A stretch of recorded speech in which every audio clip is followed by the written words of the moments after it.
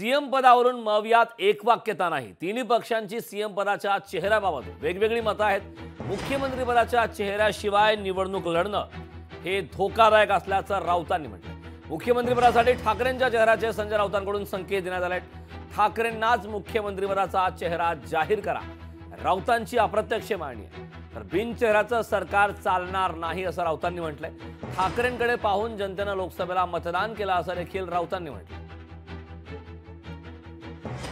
महाराष्ट्रामध्ये चेहऱ्याशिवाय, मुख्यमंत्री पदाच्या चेहऱ्याशिवाय निवडणुकीला सामोरं जाणं हा धोका आहे।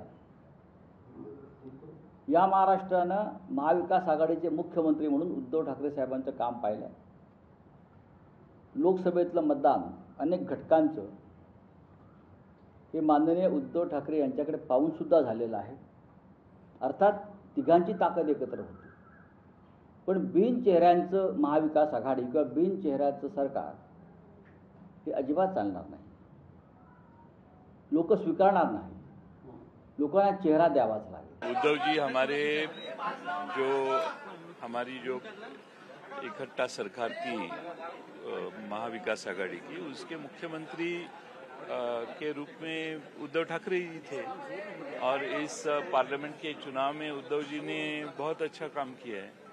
तो हम एकत्रित बैठेंगे और उसके ऊपर विचार विमर्श मीडियातून नेतृत्व स्वीकारायचं नसतं, चर्चा करून बसून चर्चा करायची असते। आमची एकत्रित बैठकच झालेली नाही, त्यामुळे इतकी घाई का? मला असं वाटतं अजून तो विषय सध्याच्या घडीला यांना पराभूत करणं हे उद्दिष्ट आहे। मुख्यमंत्री हा नंतरचा विषय। ते काही म्हणू देत, आम्ही काही म्हणू देत, शेवट इंडिव्हिज्युअल वैयक्तिक मत जे आहे ते प्रकट करण्याचा प्रत्येकाला अधिकार आहे। पण महाविकास आघाडीच्या बैठकीमध्ये जे काही ठरेल तो फॉर्म्युला अंतिम असणार आहे। त्यामुळे ती बैठकच झाली नाही तर पुढे लवकरच ती बैठक होईल। जागा वाटपाचा प्रश्न आहे आणि फेस असेल की नाही त्याच्यावरही चर्चा कदाचित करण्याचा विषय आला तर तेही करू।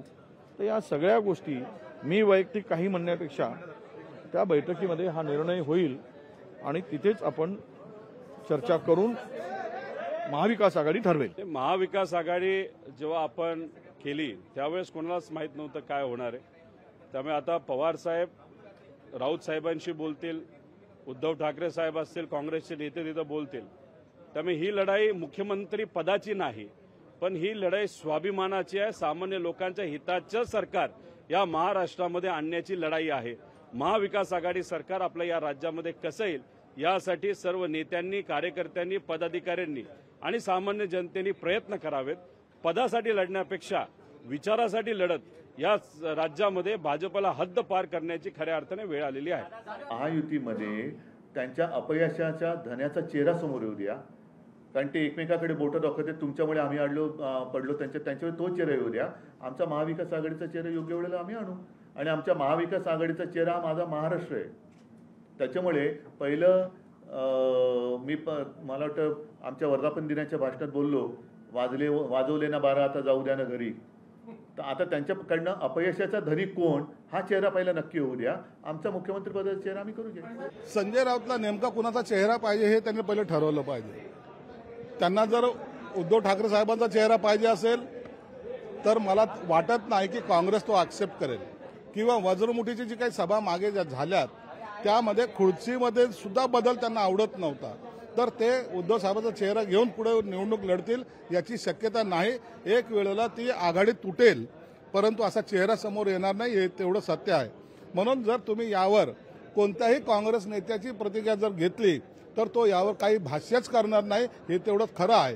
कारण की त्यांना आता मोठ्या भावाच्या भूमिकेत ते आल्यामुळं त्यांना स्वतंत्र लढायची सुद्धा खुमखुमी असल्यामुळं ते महाविकास आघाडीमध्ये राहतील का नाही याची शक्यता कमी आहे। अजून कुठली जागा वाटपाची चर्चा नाही एक।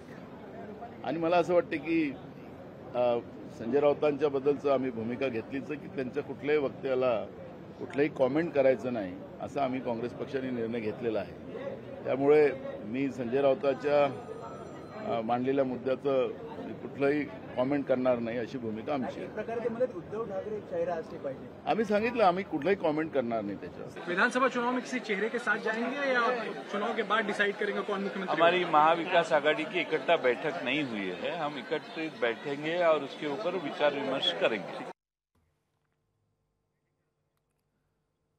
तर बिनचेहऱ्याचं सरकार चालणार नाही असं संजय राऊतांनी म्हटलेलं आहे. त्यामुळे आगामी काळात विधानसभा निवडणुकीमध्ये आता महाविकास आघाडीच्या माध्यमातून नेमका कुठल्या चेहऱ्याला पुढं केलं जातं हे पाहणं महत्त्वाचं आहे. लोकशाही मराठी ऐका, पहा, जागरूक रहा.